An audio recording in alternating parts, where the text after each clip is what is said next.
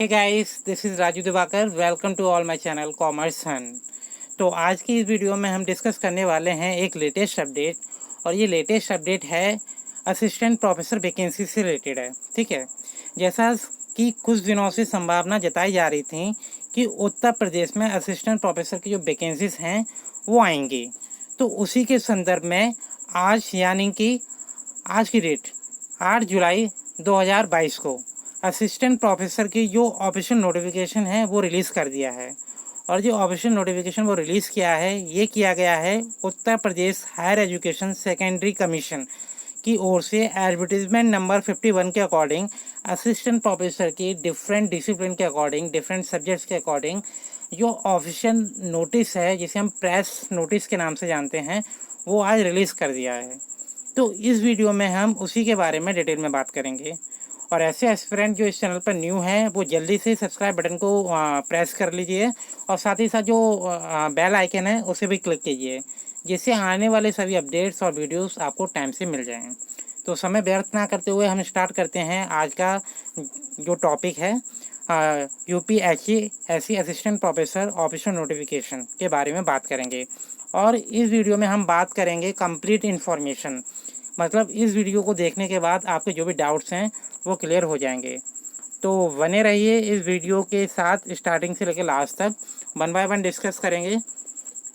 तो सबसे पहले जैसा कि आप स्क्रीन पर देख सकते हैं, इस पर साफ साफ क्लियर कर लिखा हुआ है विज्ञापन संख्या 51 यानी कि एडवर्टीजमेंट नंबर 51 में विज्ञापित सहायता प्राप्त अशासकीय महाविद्यालय में सहायक आचार्य के चयन संबंधी आवश्यक निर्देश।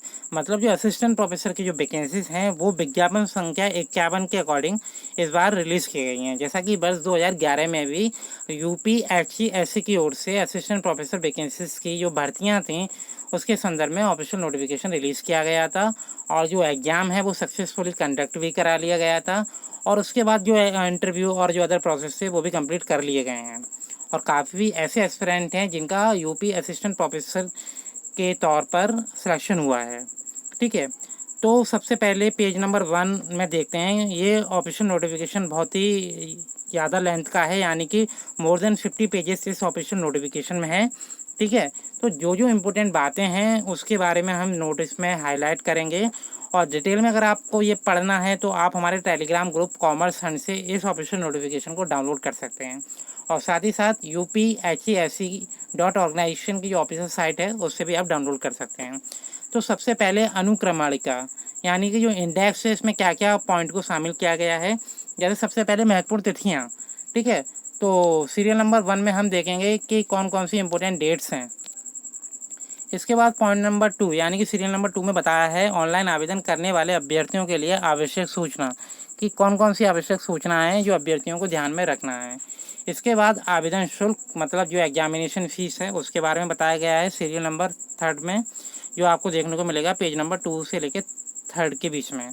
इसके बाद रिक्तियों का विवरण, मतलब जो वैकेंट पोस्ट हैं, ठीक है, और जो वैकेंसीज आई हैं इस बार उसके बारे में आपको फुल डिटेल मिलेगी। सीरियल नंबर 5 में बताया है अधिकतम आयु तथा वेतनमान, मतलब जो मैक्सिमम और मिनिमम एज, और साथ ही साथ जो सैलरी का क्या स्ट्रक्चर है उसे भी क्लैरिफाई किया गया है सीरियल नंबर 5 में।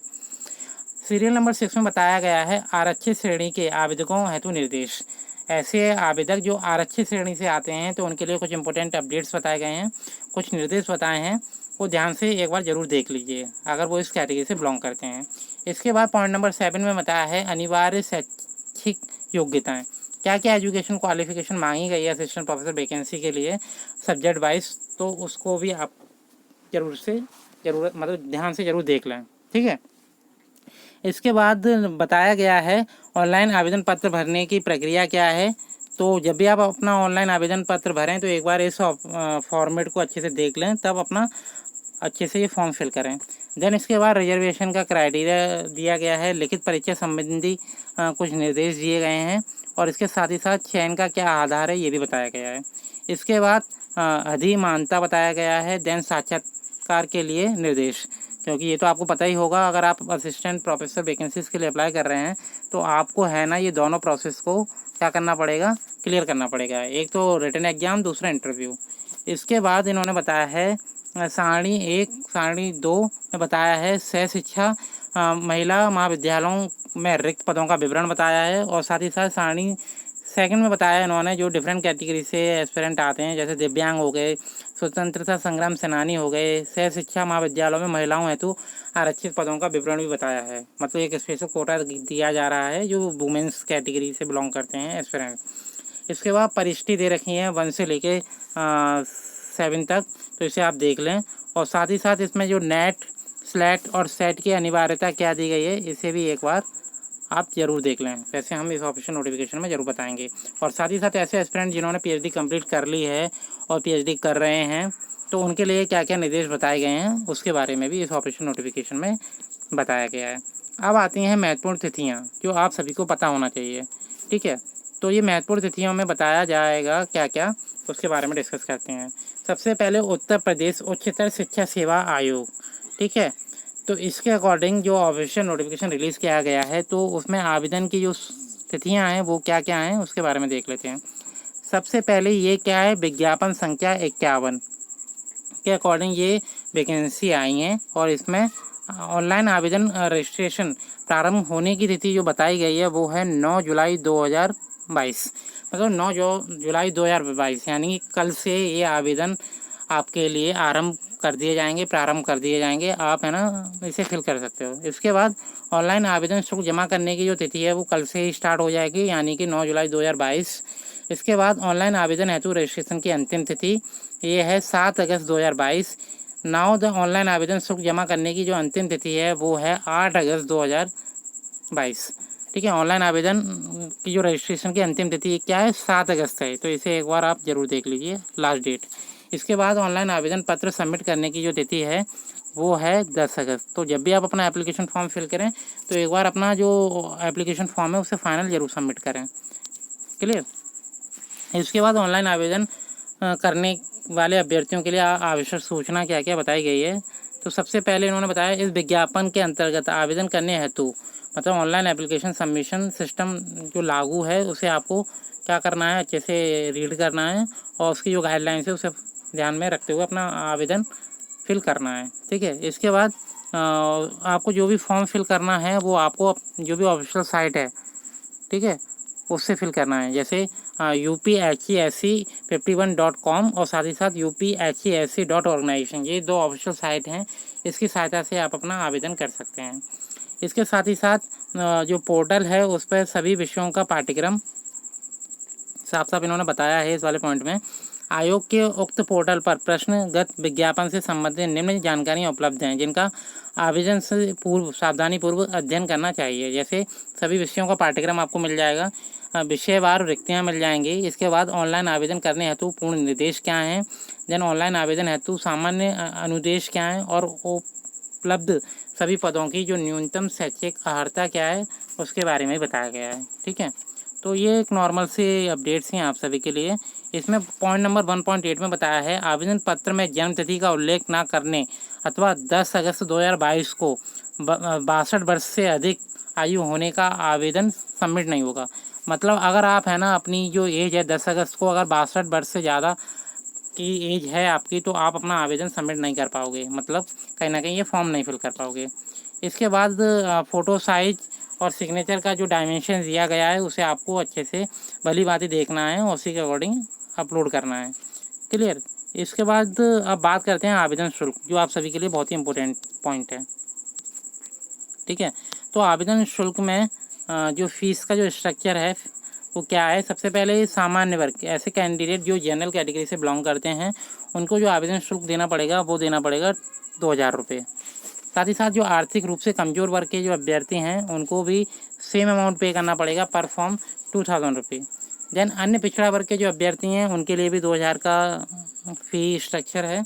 और ऐसे अभ्यर्थी जो अनुसूचित जाति और अनुसूचित जनजाति से बिलोंग करते हैं उनको 1000 रुपये पे करना होगा पर फॉर्म। अगर मान लो आप मल्टीपल फॉर्म फिल कर रहे हैं तो आपको पर फॉर्म के हिसाब से 1000 रुपये का जो फ़ी स्ट्रक्चर है फ़ी पेमेंट करना होगा। इसके बाद आवेदन शुल्क के अतिरिक्त देय धनराशि, मतलब फ़ी पेमेंट के अलावा जो एक्स्ट्रा चार्जेस होते हैं बैंक्स के या जो भी आप पेमेंट वे यूज़ करोगे उसके हेल्प से जो स्पेसिफिक चार्जेस हैं वो एप्लीकेबल किए जाएंगे। ठीक है। तो अगर आप जैसे देखें UPI is a better option for all of you, जिसमें कोई भी चार्ज नहीं है, सब नील चार्जेस शो किए गए हैं इस आवेदन में।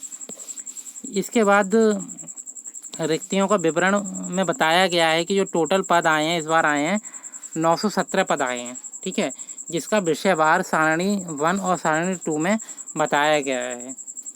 और इसके साथ ही साथ ऐसे कौन से पॉइंट हैं जो आप सभी के लिए इम्पोर्टेंट हैं। अधिकतम आयु का देख लेते हैं, अधिकतम आयु एवं वेतनमान। तो अधिकतम आयु एवं वेतनमान के बारे में इन्होंने बताया है, ऐसे अभ्यर्थी जिनकी आयु 10 अगस्त 2022 को 62 वर्ष से अधिक नहीं होनी चाहिए। और साथ ही साथ जो सैलरी स्ट्रक्चर है इसमें इन्होंने बताया है, जो सैलरी स्ट्रक्चर क्या है, वेतनमान है आप देख सकते हैं स्क्रीन पर 15,600 से लेकर 3,091 तक। और इसका जो ग्रेड वेतन है वो है 6,000 का, जो ग्रेड पे बोलते हैं जिसे, वो कितने का है, वो 6,000 का है। क्लियर। और तथा इसके साथ राज्य सरकार द्वारा जो समय समय पर भत्ते दिए जाते हैं उसका भी आपको लाभ होगा। इसके बाद और ऐसे कौन से इम्पोर्टेंट पॉइंट हैं, जो रिजर्वेशन का कैटेगरी वाइज जो भी है नियम लागू होता है वो वैसे ही किया जाएगा जैसा पिछली भर्ती में किया गया था। क्लियर। उत्तर प्रदेश के आर्थिक रूप से कमजोर अभ्यर्थियों को ही उक्त वर्ग का लाभ अनुमान्य होगा। तो ईडब्ल्यूएस कैटेगरी के लिए ये पॉइंट बहुत ही इंपॉर्टेंट है। तो ऐसे एस्पिरेंट जो ईडब्ल्यूएस कैटेगरी से बिलोंग करते हैं वो इसका स्क्रीनशॉट लेके डिटेल में से रीड आउट कर सकते हैं। क्लियर। और साथ ही साथ और ऐसे कौन से पॉइंट हैं जो आप सभी के लिए इम्पोर्टेंट हो सकते हैं। अनिवार्य शैक्षिक योग्यता, तो इसमें बताया for the discipline of art, commerce, humanity, education, law, social science and science, language, library science, physical education and journalism and mass communication. तो इन सभी सब्जेक्ट के लिए जो एलिजिबिलिटी क्राइटेरिया दे रखा है, तो मिनिमम क्या है जो मैं आपको इन शॉर्ट में बता देता हूँ। मिनिमम एलिजिबिलिटी क्या है, मास्टर डिग्री में कम से कम आपके 55% का होना अनिवार्य है।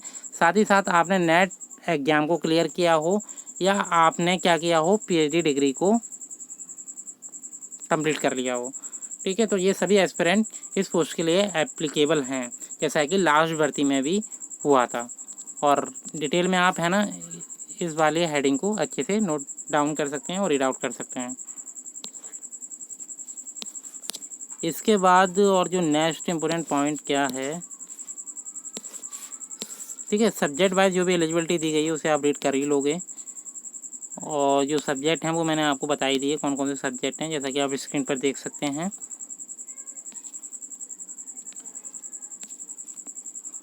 और जो ऑनलाइन आवेदन पत्र भरने की प्रक्रिया, तो सिंपल प्रोसेस है। इसमें बस आपको ये ध्यान रखना है कि जो भी आप अपना ईमेल आईडी यूज़ करें, ठीक है, अपनी जो भी ईमेल आईडी यूज़ करें या मोबाइल नंबर यूज़ करें या जो भी अदर इन्फॉर्मेशन यूज़ करें वो वैलिड हो। ठीक है। अगर आप मल्टीपल फॉर्म फिल कर रहे हो तो उसके लिए आपको अलग से ईमेल आईडी और मोबाइल नंबर की नीड पड़ेगी। सेम में भी एक्सेप्ट नहीं होगा। क्लियर। और साथ ही साथ जो पिक्स के लिए जो डायमेंशन दिया गया है उसमें साफ साफ क्लियर किया गया है, जो नवीनतम फ़ोटो होना चाहिए और जिसका डायमेंशन 30 KB के आसपास होना चाहिए। और साथ ही साथ जो सिग्नेचर है उसका भी क्या होना चाहिए, 30 से 40 KB के मध्य होना चाहिए सिग्नेचर का, और फ़ोटो का 30 से 50 KB के मध्य। ठीक है। और जो इमेज होना चाहिए वो JPG या PDF फॉर्म में अपलोड करना होगा आपको। इसके बाद और तो ऐसे कोई इंपॉर्टेंट पॉइंट नहीं है, जो सिंपल हैं। आरक्षण के रिगार्डिंग आप रीड आउट कर लेंगे। लिखित परीक्षा आपकी रिटर्न बेस्ड सिलेक्शन है ये, जिसमें आपको क्या करना होगा, अपनी सारी डिटेल अच्छे से फिल आउट करनी पड़ेंगी। और एग्ज़ाम फिल करने के बाद, एप्लीकेशन फॉर्म फिल करने के बाद मे बी नियर अबाउट नवंबर दिसंबर में ये एग्ज़ाम कंडक्ट करा लिया जाएगा। तो इस एग्ज़ाम का जो सिलेक्शन प्रोसेस है, written exam as well as interview है। क्लियर।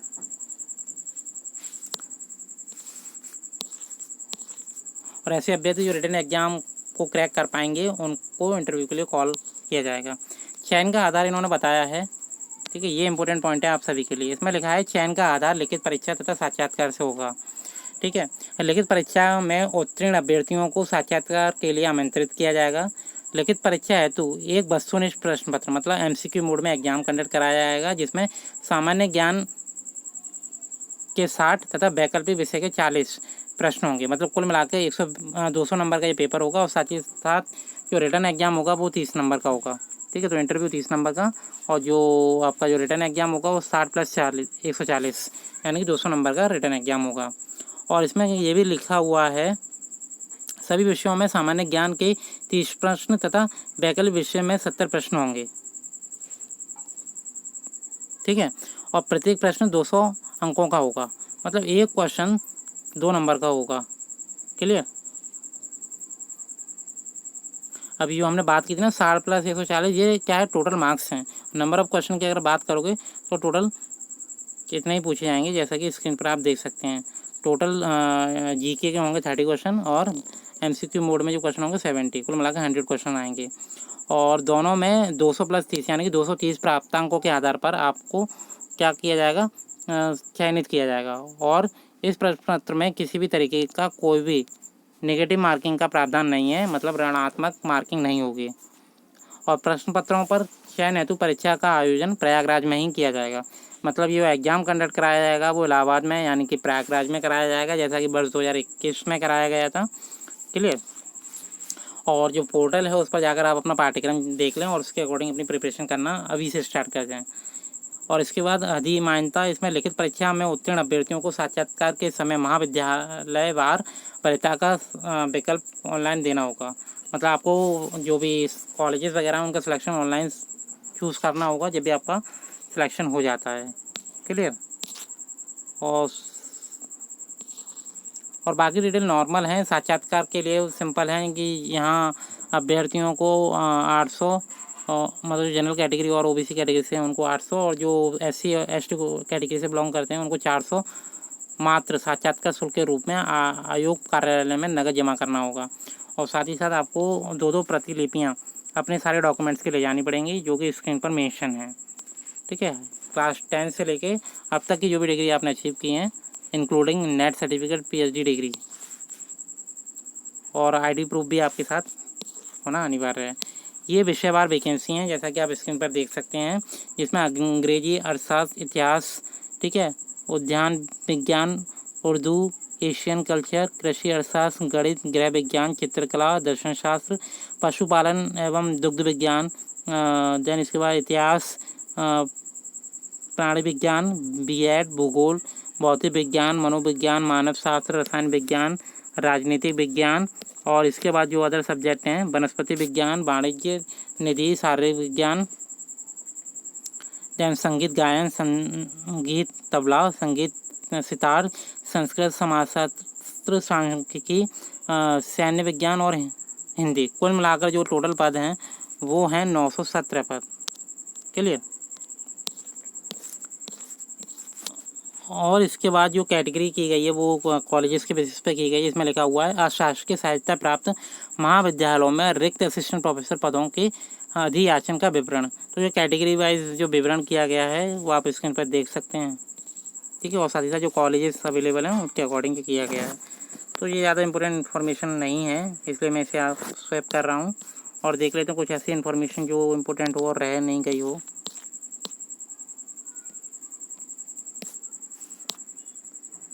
वैसे जो मेन और इम्पोर्टेंट अपडेट्स है वो आप सभी को बता दिए गए हैं। जो भी सिलेबस है, ऑफिशियल सिलेबस, वो बहुत ही जल्द आपको शेयर कर दिया जाएगा। जो भी हमारा टेलीग्राम ग्रुप है कॉमर्स एंड नेम से, उसे आप ज्वाइन कीजिए और आपको जल्दी शेयर कर दिया जाएगा। और साथ ही साथ इस चैनल पर भी अपडेट कर दिया जाएगा।